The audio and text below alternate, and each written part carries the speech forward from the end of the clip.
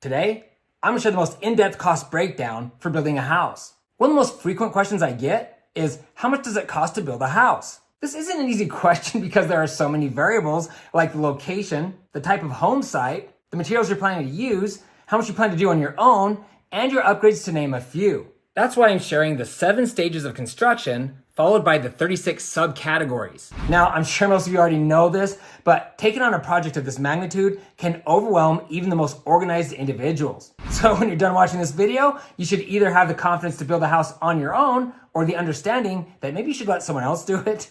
I'm in that second category, by the way. Be sure to watch to the end where I'll compare the cost to build on your own versus using a track builder. Even if you've already decided to build custom, you do not want to skip it. Now, just to make sure you're in the right place, this is an explanation for those of you who want to build a home on your own. But if you're planning to use a track builder, you should find this helpful and interesting.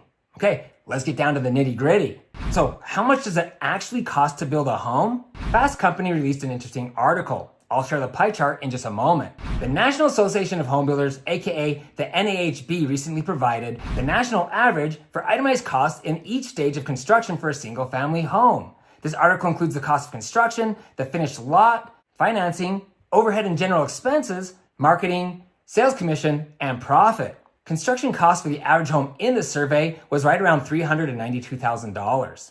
This might be more information than you want, but this is the most in-depth video. The 7 stages for building a house are as follows.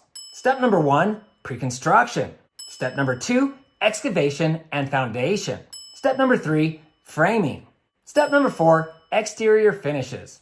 Step number 5, major systems roughing. Step number 6, interior finishes. Step number 7, final items. Going chronologically, we'll start with step number 1, pre-construction, which you see here at the top right. The percentage of cost for each step is in parentheses. It's tough to read, so let's zoom in. The first step includes building permit and impact fees, water and sewer, architecture and engineering, and etc. This will equate to approximately 7.5% of your total cost to build a house. Okay, moving on to step number 2. Looking at the red box to the right, this includes excavation and concrete, which equates to 11% of the total cost. Step number 3 is the framing stage. This includes the roof, trusses, sheathing, and etc., which make up 20% of the total cost. Tub and shower inserts are also installed at this time. Step number 4 is the exterior finishes. At this stage, windows and doors are installed. The roof and exterior walls will be completed as well. This is 12% of the total cost. Step number 5, major systems rough-in. Now we move to the other side of the pie chart. This includes the installation of the plumbing, electrical, and HVAC, which is about 18% of the total cost. Now, before we can move on to the next step, there is a required city inspection, often referred to as the 4-way.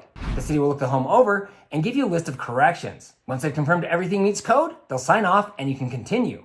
Step number 6, interior finishes. This includes insulation, drywall, finish work, paint, lighting, flooring, and etc., equating to 24% of the total cost. The city will need to confirm that the insulation has been installed correctly before you can drywall the house. The drywall stage includes mud, tape, and texturing the walls. Finish work includes any shelving, rails, as well as floor trim and door trim. Then finally, step number 7, the final items. This includes final concrete, a deck, landscaping, cleanup, and etc. This makes up the final 7% of the cost. Percentages are great, but I'm sure many of you are wondering how it breaks down in dollars. I have some good news. I'll be sharing pricing in a moment with all 36 subcategories. I will also explain where you might see some discrepancies when comparing these costs to building your own home. But first, if you're finding this helpful, will you please give me a thumbs up? For the best real estate tips and trends, please subscribe and ring the bell. This allows me to keep making videos to help awesome people just like you. Thanks. Okay, so you should have a decent understanding of how the different costs equal out. Here's one last look at the full pie chart. Feel free to hit pause if you need more time. I'm moving on. Now it's important to remember that these are just averages. There are loads of variables that could completely skew one or more of these categories. I'll get more specific in a few, but first, let's look at the itemized average cost of construction for a single-family home. The list is long, so I've chopped it up to make it more manageable. These are your 5 biggest expenses, starting with $60,000 for framing. This amount can vary significantly based on the frequently changing price of lumber. Excavation and foundation is second at nearly $40,000, followed by electrical, plumbing, and HVAC. It's important to note that larger homes may need 2 furnaces and 2 AC units, so this cost could be much higher. As a reminder, I'll be moving fast, so feel free to hit pause if you need more time. Okay, here are the next 10 items. Exterior walls will likely be your 6th largest expense. I've highlighted items where cost can vary based on several factors. Pricing for exterior walls, cabinets, countertops, and flooring can shift quite a bit based on the materials you choose. I'll talk more about landscaping in just a moment. When it comes to painting, 2 or 3-tone paint will be much more expensive than going with just one color. Pricing for the other items should be fairly consistent. As I move through the rest of this list, I'll continue to highlight areas where pricing isn't as easy to predict. Looking at the next 10 items, building permits can vary by thousands of dollars from state to state, and even from one city to another. Everything else should remain pretty consistent. And these are your final items. The only one here that might really change is your interior finishes. Custom finish work can be costly. These are things like columns, tray ceilings, railing, and etc. There are a few other things to consider. For instance, I know a couple who purchased a beautiful view lot, but failed to consider the slope of the home site. They spent more than $70,000 adding multiple retaining walls and French drains to divert the water away from their home. And when it comes to excavation and foundation, a house with a basement will obviously cost more than a house built on slab or with a crawl space. It's also cheaper to build up than out, so building a 2-story instead of a rambler might make sense. I already touched on this, but with interior finishes, a lot of builders construct a fairly basic home. So make sure you take that into consideration if you're planning to add expensive options and upgrades. Then the cost of landscaping at 2.3% really caught my attention. $9,123 is probably too low. Why? Because a lot of builders only install a basic landscaping package. When you consider the cost of adding a sprinkler system, topsoil, sod, trees, shrubs, and etc., the cost could easily be double. And the cost of landscaping will increase significantly with a larger home site and if you add a fence. And there's one last thing that hasn't really been priced into this equation, and that's the cost of your time. How much is your time worth? If you can earn more by working than you would save by building the house on your own, you might want to consider hiring someone to build your home. Having someone else build your house will save you loads of stress. Now, I'm not trying to talk you out of building on your own, but I just don't want to brush over it because it will add a heavy burden to your already busy life. If you're feeling apprehensive, there are some other great options. You could, number 1, hire a superintendent. Obviously, this will cut into your budget and it could be quite significant, but a lot of people think it's worth it. Or you can, number 2, hire a custom home builder. This might be a large national company like Toll Brothers or a small local builder. If the price to build custom is just too much, you should be able to find a highly rated tract builder in the area. A lot of tract builders will allow some customization, so you can get a house that feels customized without paying the premium to build custom. I know a few semi-custom home builders here in Utah that my clients just love to work with. If you're thinking about building a house here in Utah, please don't hesitate to reach out to me with your questions. Anyway, this leads us to the following question. How much can you save by using a tract builder versus building custom?